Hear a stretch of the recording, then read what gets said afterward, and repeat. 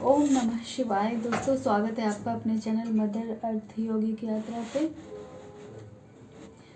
आज हम लोग जो चर्चा का विषय ले रहे हैं वो अभी जो विस्फोटक स्थिति चाइना में बनी हुई है, जिसमें लाखों लोग प्रभावित हैं उससे।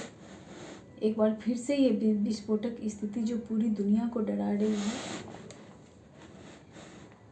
लेकिन जैसा कि हम सभी जानते हैं कि जब पूरी दुनिया पे जब इसका प्रभाव हो, पूरी धरती को जब इस नेगेटिविटी ने घेर रखा हो, तो एकता और एकजुटता, साहस, हिम्मत, धैर्य से काम हम लोगों को लेना चाहिए। इसमें घबराने वाली बात नहीं है। लेकिन हाँ, अपनी तरफ से पूरी तैयारी, प्रिकॉशन और हिम्मत, यही सारी चीज़ इस अज्ञात वायरस जो कि हम लोग पहले लड़ चुके हैं इस कोरोना नामक बीमारी से, और जीत भी चुका भारत। एक बार फिर से इसका कहर बरपा है। तो इसमें क्या भूमिका होनी चाहिए, इसके बचाव में क्या क्या उपाय हो सकते हैं, हम माता पिताओं की भूमिका कैसी होनी चाहिए अपने बच्चों के प्रति, ये बीमारी है क्या, आइए इसकी चर्चा करते हैं।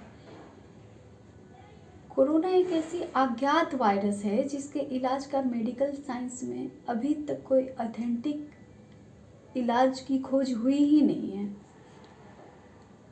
और भारत में defence research and development organisation, जिसे DRDO नाम से हम लोग जानते हैं, उसकी खोज की जो दवा है वो पाउडर फॉर्म में हुई है। इसका मतलब है कि ऑथेंटिक इलाज अभी कहीं नहीं हुआ। इसका कोई दवा बहुत ज़्यादा कारगर नहीं है। इसका कारगर जो इलाज है उसकी चर्चा हम लोग आगे करते हैं।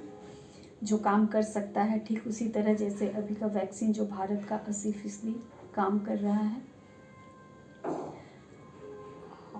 ऐसे ही कुछ अपने भारत के रहन सहन, खान पान, दिनचर्या, आस्था, इन सबों का मेल करके हम लोग इस पे काबू पा सकते हैं। अगर फिर से भगवान न करे दोबारा अगर इससे प्रभावित होते हैं हम सभी, और भारत ही नहीं सभी देशों के लिए, सभी देश के लिए ऐसा अगर वो लोग भारत की तरह संस्कृति, खान पान, रहन सहन, सबसे बड़ी बात है थॉट प्रोसेस अगर करते आ रहे होते, तो यकीनन ये पूरी पृथ्वी इस चीज़ से प्रभावित नहीं होती। इस वायरस नामक बीमारी के चपेट में पूरी की पूरी पृथ्वी एक साथ नहीं आती। चलिए चर्चा करते हैं। इसका जो अटैक है सबसे पहले हमारे पिट्यूटरी ग्लैंड में होता है, कंठ में होता है, और फिर ये अपना जगह हमारे फेफड़ों में बनाता है। फिर ये हमारे इम्यूनिटी सिस्टम को कमज़ोर करके हमारे लंग्स को प्रभावित करता है, जिससे श्वास लेने में तकलीफ होने लगती है। श्वास में दिक्कत और इम्यून कमज़ोर होने के कारण लोग इसकी चपेट में जल्द आ जाते हैं। हम लोग कैसे बच सकते हैं इससे? इसके बचने का एक सशक्त माध्यम है व्यायाम, प्राणायाम। इम्यूनिटी बढ़ाने वाली भोजन, खान पान में प्रोटीन्स और विटामिन्स होने चाहिए। समय समय पर हाथों को वॉश करना, ये हम लोग हैबिचुएटेड हैं इससे। सैनिटाइज करना, घर की साफ़ सफाई विशेष ध्यान रखना, बाहर से आने के बाद गुनगुने पानी से स्नान करना। अभी तक तो हम सभी इसके हैबिचुएटेड हो चुके हैं, बच्चे, लेकिन ये चीज़ छूटनी नहीं चाहिए। इसको अपनी दिनचर्या में, अपने आदतों में शामिल फिर से एक बार आजीवन करना चाहिए। गिलोय, तुलसी और नीम के पत्ते का नियमित सेवन करना आयुर्वेद में सबसे अच्छी जो दवा है आपके एंटीवायरस की। गिलोय, तुलसी और नीम के पत्ते का नियमित सेवन। हल्दी, कच्ची हल्दी हो जाए उसका सेवन। और सबसे बड़ी बात, हर विपरीत परिस्थिति या बीमारी में हिम्मत, धैर्य और संयम के साथ डटे रहना। समय समय पर अपने अपने घरों में एक हवन का आयोजन हम लोग रख सकते हैं, जिसमें नीम की पत्ती हो, जिससे वातावरण की शुद्धि आएगी। उसमें जो आप चीज़ को प्रयोग कीजिएगा वो नीम की पत्ती, गुगुल हो, सेंधा नमक उसमें होनी चाहिए, हल्दी और कपूर हो। क्योंकि हमारे ऋषियों मुनियों ने आदिकाल से किसी भी तरह की महामारी या नेगेटिविटी को हवन के द्वारा ही वातावरण को शुद्ध किया करते थे। तो उनकी और हमारे घर के बड़े बुजुर्ग की जो एक्सपीरियंस के खजाने होते हैं, उनकी बातों को सुनना और समझकर कार्य करना हम लोगों को ज़रूर चाहिए। माता पिता की भूमिका में इसमें सबसे ज़्यादा महत्वपूर्ण है। हमारे बच्चे कुम्हार के चाक की मिट्टी की तरह हैं, जो आकार हम उन्हें देंगे वो उसी आकार में ढलेंगे। और आने वाले समय की भविष्य और वॉरियर योद्धा भी वही हैं। इसलिए उन्हें इस ढंग से तैयार करना कि आप हर स्थिति, परिस्थिति और विपरीत परिस्थिति के विजेता हों। शो नेवर गिव अप, एक जुझारू प्रकृति पैदा करना उनमें सिचुएशन के अनुसार। जैसे हमारे सतयुग में राम थे, उनके जीवन में हर परिस्थिति ही विपरीत रही। वो कभी एक व्यक्ति के तौर पे तो नहीं, एक राजा के तौर पे, एक पति के तौर पे, जो भी हो, वो सफल नहीं कहे जा सकते, सफल नहीं थे। पर जो उन्हें भगवान राम बनाया, वो उन्होंने कभी विपरीत परिस्थिति को रोकने का नहीं, बल्कि अपने साहस, धैर्य, हिम्मत और पूरी तत्परता के साथ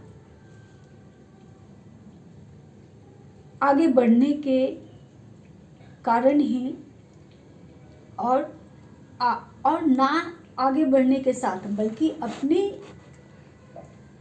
अपनी हिम्मत से, अपनी तत्परता से, साहस से, धैर्य से जीत भी हासिल करते गए वो हर सिचुएशन के सामने। इसलिए आज उन्हें हम लोग भगवान राम मानते हैं। जैसे कृष्ण द्वापर काल में थे, उन्होंने भी अपने कर्म से हमें गीता का सिद्धांत दिया, जिसे मेरे ख्याल से हर माता पिता को पढ़ना तो चाहिए ही और अपने बच्चों को भी प्रेरित करना चाहिए। हम सभी अपने अपने घरों में एक ऐसा समय निकाल कर परिवार के सभी सदस्यों को, बच्चों को खास कर बैठाकर यह गीता सुनाना और समझाकर वाचन जरूर करना चाहिए।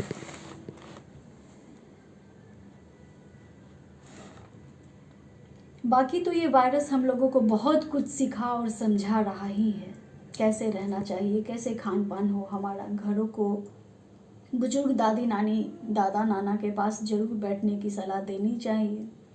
माता पिता को, क्योंकि उनके युग में कैसे सरवाइव करते थे वे लोग, और उनके अनुभव का, ज्ञान का लाभ हम लोगों को उठाना चाहिए। क्योंकि दोस्तों, आने वाला समय है जो उतना ही पीछे जाने वाला है, जिसमें हमारे दादी नानी के नुस्खे, हमारे ऋषि मुनियों का, वेदों ग्रंथों का जितनी बातें लिखी गई हैं वैसा ही आचरण में अपने उतारना, दिनचर्या वैसा ही होना, खान पान वैसा ही होना, और थॉट प्रोसेस भी बिल्कुल एक योगी की तरह होना। मेरी बातें बहुत सारे जितने श्रोतागण होंगे यूट्यूब पे, बहुत लोग सहमत नहीं होंगे, लेकिन ये सच है। ये सच है कि आने वाला समय उतने ही पीछे जाने वाला है। इसलिए हम लोगों को वेद ग्रंथ, आस्था, विश्वास, ये सब चीज़ को अपनाना ही चाहिए।